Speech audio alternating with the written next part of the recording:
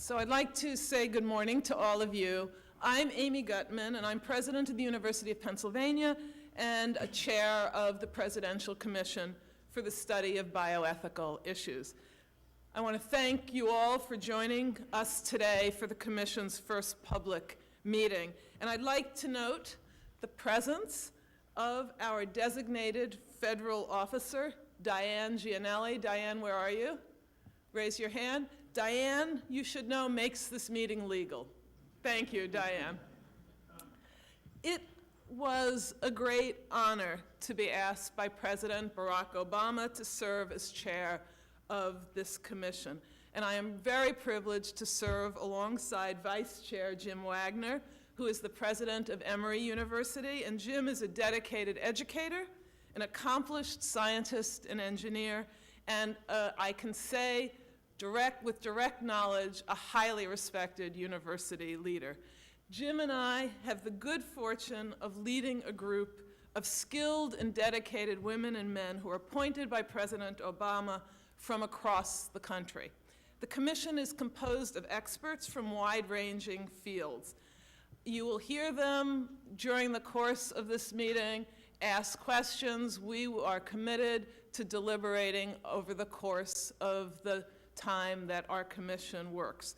Just to give you a flavor of this commission, we have 2 MD PhDs, one of whom is a Franciscan friar. We have 2 JDs. We have 1 RN PhD. We have 1 MBA, who is also a patient advocate, 3 members of the federal government, and leaders in genetics, 2 branches of the military, emergency medicine, and HIV/AIDS. The diverse expertise and experience of the commissioners will enhance our deliberations and inform our work moving forward. And I'd like to begin by asking the commission members to introduce themselves and briefly describe what they do. Lonnie, would you begin? Hi, I'm Lonnie Ali. Lonnie, you need to turn on the mic. And everybody, by the way, there's a little button on these. Turn it on before you speak. Thank you. Usually I speak so And loud, the I red don't light move will mine. go on. There you go. Good morning. I'm Lonnie Ali. I'm the wife of Muhammad Ali, and I have spent the last 20-some-odd years being a patient advocate and fighting for Parkinson's research and caregiver support. And I'm very happy to be here today, and thank you very much, Dr. Gutman and Dr. Wagner and commission members. Hi, I'm Nita Farahani. I am an associate professor of law and philosophy at Vanderbilt University, where I focus on the intersection of law, science, and philosophy. I'm delighted to be here today. Thank you very much. Welcome. I'm Nelson Michael. I'm the director of the U.S. Military HIV Research Program centered at the Walter Reed Army Institute of Research, and I'm also delighted to be here. Good morning. Dr. Alex Garza. I'm the Assistant Secretary for the Office of Health Affairs at Homeland Security and the Chief Medical Officer for Homeland Security. I'm an emergency physician by training, and it's a true honor to be serving on this commission. Thank you. Hi, I'm Barbara Atkinson. I'm the Executive Vice Chancellor and the Dean of the Medical School at the University of Kansas. I'm a cytopathologist by training and deal with ethical issues of one sort or another every day, multiple times. Good morning. I'm John Aris. I teach philosophy and bioethics at the University of Virginia in Charlottesville. Most of my work concerns the ethics of research and global justice, and I'm really honored to be on this panel. Thank you. I'm Dan Solmacy. I'm a general internist and philosopher. I'm at the University of Chicago, where I have joint appointments in the School of Medicine and the School of Divinity, and I'm associate director of the McLean Center for Clinical Medical Ethics. Happy to be here. Good morning. I'm Christine Grady. I'm a nurse and a philosopher, and I'm the acting chair of the Department of Bioethics at the NIH Clinical Center. And I echo what everyone said about being honored to be part of this group. Hi, I'm Anita Allen. I'm a Deputy Dean for Academic Affairs and Professor of Law and Philosophy at the University of Pennsylvania. My interests are in the right to privacy and data protection, as well as in everyday and applied ethics, along with theoretical ethics, women's health, and mental health. I'm Raju Kuchalapati. I'm a professor of genetics and medicine at Harvard Medical School, and I'm a geneticist.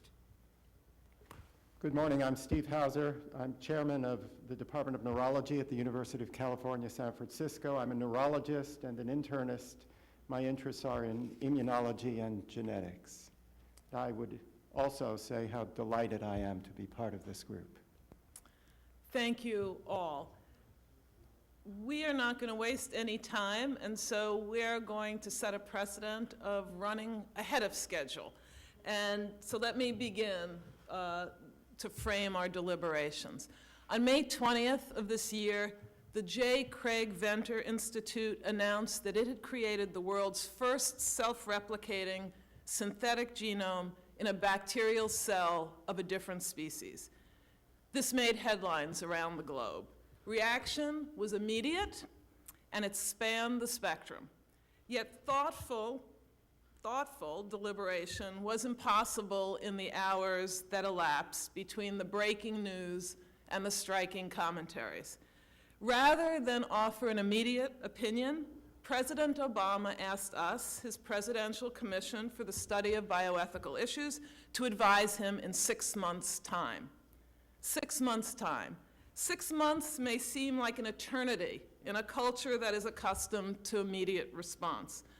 But much stands to be gained on this and many complex issues of public importance by government taking a deliberative and open to the public approach to complex decision-making. The Commission begins our deliberations today by bringing together experts, including Craig Venter, from science, medicine, ethics, and other fields. And we bring them together to discuss publicly the likely benefits and risks and the appropriate ethical boundaries of this genomic border and frontier. The life sciences, medicine, and technology have experienced a level of innovation never before witnessed in human history, and their advances raise a host of complex and often controversial issues. Breakthroughs can help humanity, but they typically also carry risks. Discoveries of new ways of creating and enhancing life always raise public hopes, and they also always raise public concerns. This is why it is key for this commission to be an inclusive and deliberative body, encouraging the exchange of well-reasoned perspectives with the goal of making recommendations that will serve the public well and will serve the public good. Deliberative commissions can contribute to the quality of public debate and to the quality of governmental policy. We are advisory. We will not make governmental policy, but we will advise to the best of our abilities. And we are here today because we all believe, and we believe this with the firmest commitment, that a concerned citizenry deserves nothing less. So, over the course of 3 public meetings, we will consider the benefits, and we will begin with the benefits, and the risks of advancements in synthetic biology and identify appropriate ethical boundaries. We will develop recommendations, as the President charged us, and I quote, about any actions the federal government should take to ensure that America reaps the benefits of this developing field of science while minimizing identified risks. Before the year is out, we will submit our recommendations to the President, and they will be public.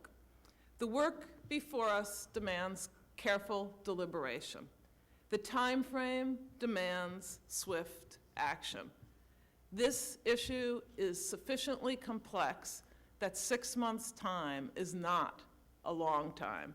I am confident that together we will create a deliberative environment that befits our task. So today's meeting has been structured to provide a variety of viewpoints, and it has also been structured to provide opportunities to begin discussing the important issues at hand.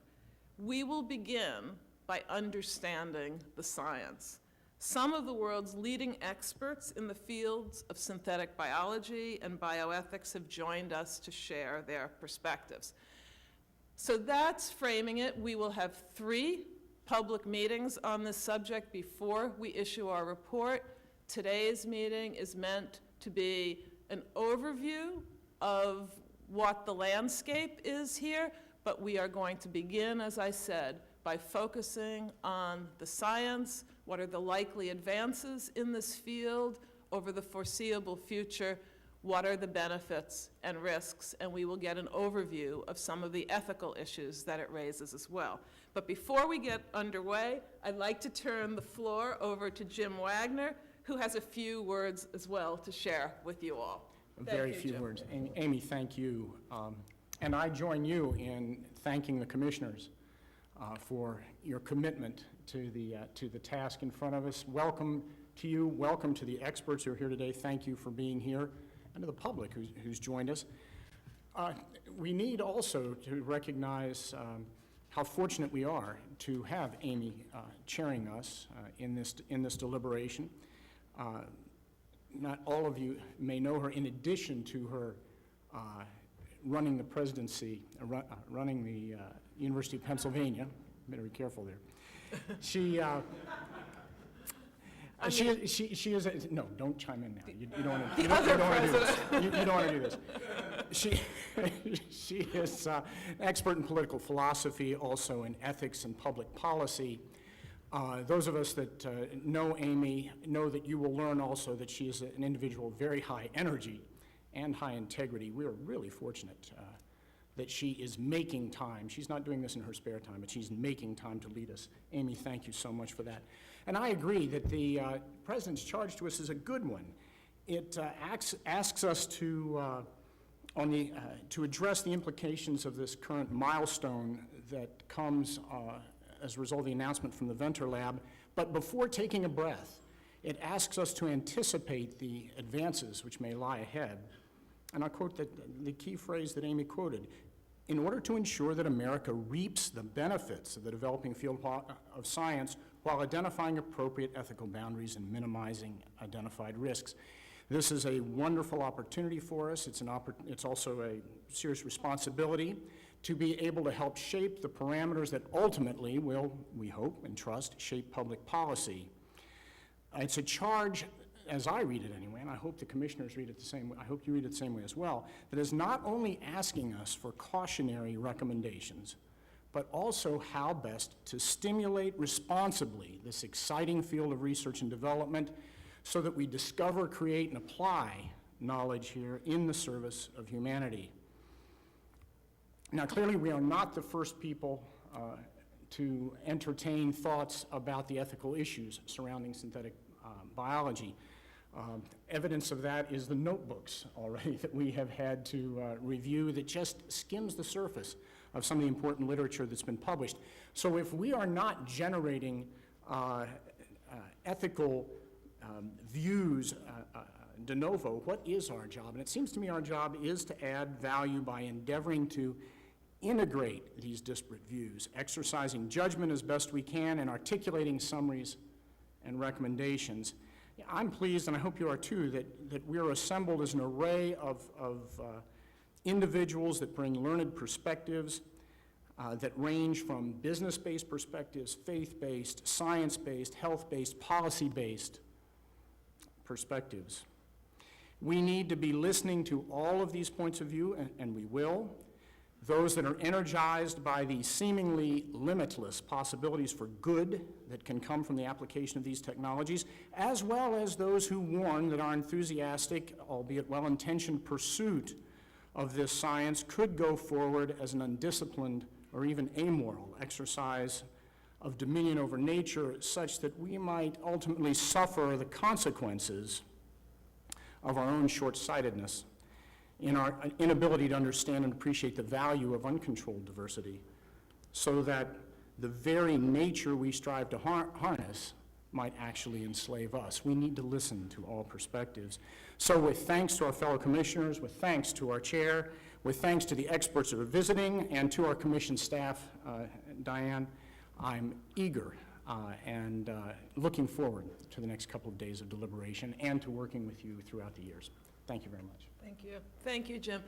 We will begin the first session in order to have more time, which I greatly welcome, for questions from the commission members and the public attending. And I thank you all again for coming and coming promptly. And so if we could ask our first set of panelists and presenters to come on up, we will get started.